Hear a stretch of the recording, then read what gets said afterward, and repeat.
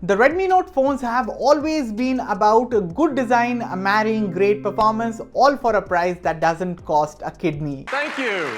And so in this video, let's talk in detail about the latest generation Redmi Note phone, the Note 11, so that you can decide whether this one is worth your money or not. But before that, consider hitting that red subscribe button for detailed tech videos and also turn on the bell so that you don't miss any of our latest updates. Hello everyone, Aman here from Mr. Phone, and this is my review of the Redmi Note 11. Let's get started. So guys, I have already given an overview of the Redmi Note 11 in my first impressions. So if you are interested in watching that, you can check out this video in the card above. As for this video, we'll be talking more about my real world experience with the Redmi Note 11 in the past few days. Starting with the design and build, I think the Redmi Note 11 looks and feels great in the hand. It's a plastic build, but Redmi has done a fantastic job with the finish. The ergonomics are superb too, and the best part about this phone is that despite featuring this large display up front, the phone has been very easy and comfortable to operate with one hand. In terms of weight distribution, the phone is top heavy, but looking at it overall, the phone in itself is pretty lightweight and relatively slim. I also found the positioning of the volume buttons and the power button at just the right spot. The tactile feedback has been great, something that I noted in my earlier video as well. The fingerprint sensors accuracy and speed have also been pretty good and consistent.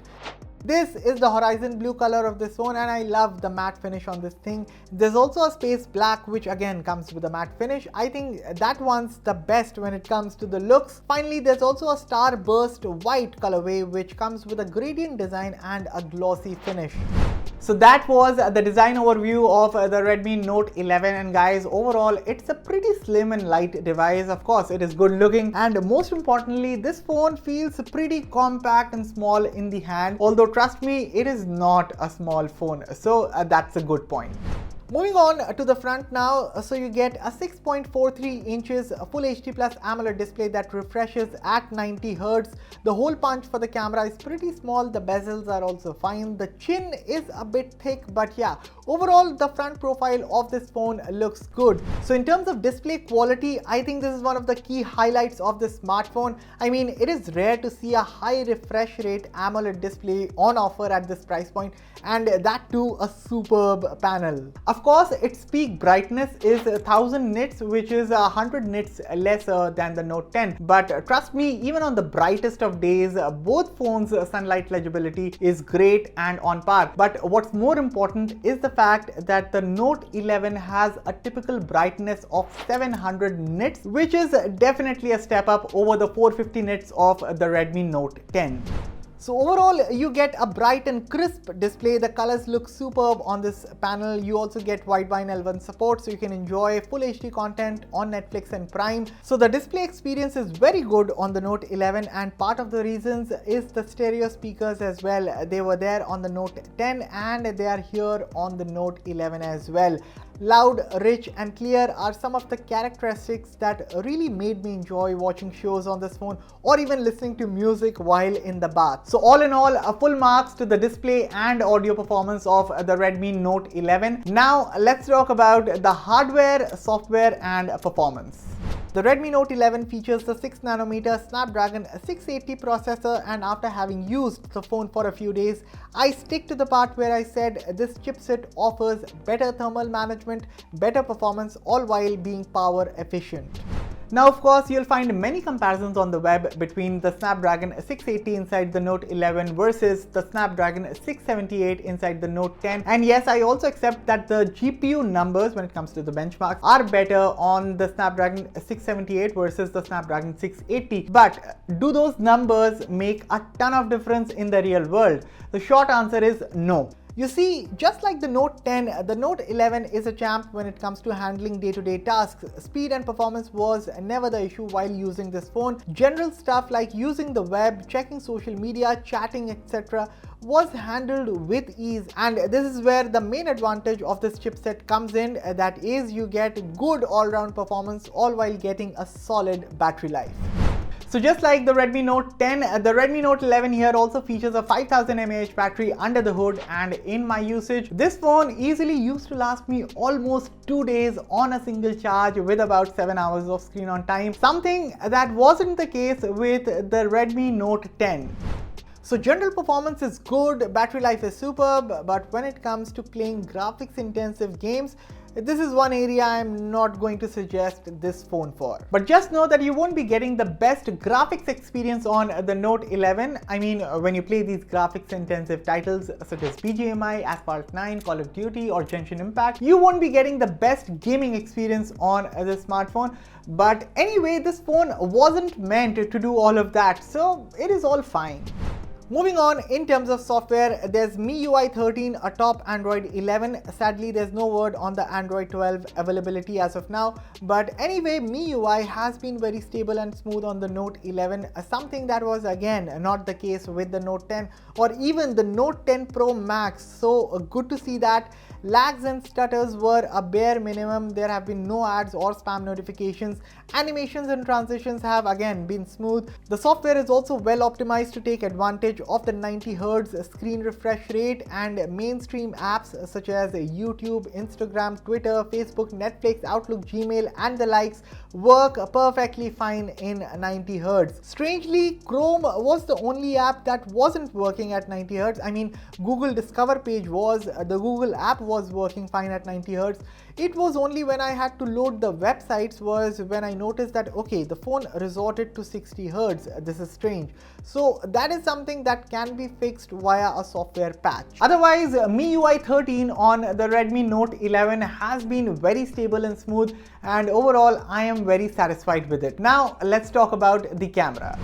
The Redmi Note 11 gets 4 lenses at the rear, a 50 megapixel main, an 8 megapixel ultra wide and a couple of 2 megapixel depth and macro sensors. At the front is a 13 megapixel camera for selfies. Given good light, the main camera of the Redmi Note 11 was able to capture pleasing shots with good detail and color reproduction. I especially liked how the camera dealt with my skin tone in photos, and the overall output looked natural.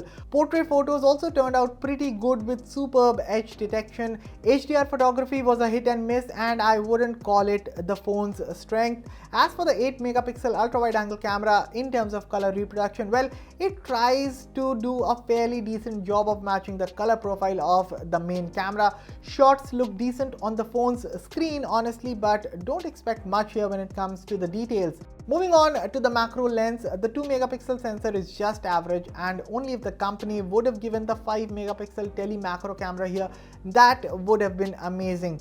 Photos taken in low lighting were average because while the exposure in shots wasn't the issue, the lack of details was definitely, and night mode also doesn't help in improving much as you only get a more noticeable noise and grain in the photo. Coming to the front camera, selfies turned out pretty good. Well, in some photos, my skin tone did seem to have a slight beauty filter, but overall, I loved the result from the front camera. Portrait mode shots were also great with accurate edge detection. Details and dynamic range was also good. That said, selfies taken in low light were nothing to write home about. Moving on, in terms of video recording, you can only shoot 1080p 30fps clips from both the front and rear camera, and honestly, videos taken on this phone were good in regards to color reproduction and stabilization. It's only when you start panning around is when you see that there's a slight delay of sorts, there's a slight choppiness. I guess this is something that Redmi can easily fix via a software patch, so yeah, there's that. So right now I'm shooting from the front camera of the Redmi Note 11. This is the 1080p 30fps video that you are watching on your screens. This is the maximum phone can shoot, and this is what the quality looks like. So let me know what do you think about the mics, about the video quality, about the stabilization. It's quite a noisy environment right now, but yeah, gives a good idea how the audio is being captured, and also this is how the video looks like when you shoot against a light source. So I'm shooting directly against the sun. This is how, okay, not the strongest when it comes to the dynamic range, but yeah, this is what you can expect in terms of overall output from the Redmi Note 11. Let me know your thoughts in the comments below. Cheers.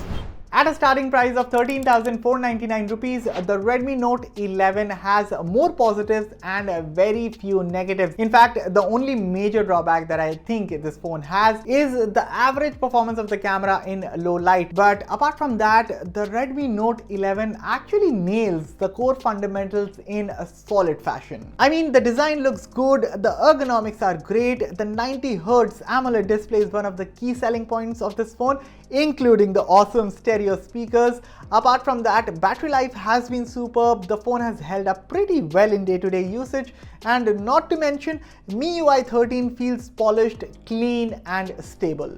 So there you have it, folks. This was my review of the Redmi Note 11, which is an easy recommendation for anyone looking for a phone at this price point. I mean, there's a reason they call the Redmi Note phones the undisputed king of the budget segment. With that said, leave all your thoughts and queries in the comments below, and as always, for all the latest in tech, stay tuned to Mr. Phone. I'll catch you all in the very next one. Thank you for watching.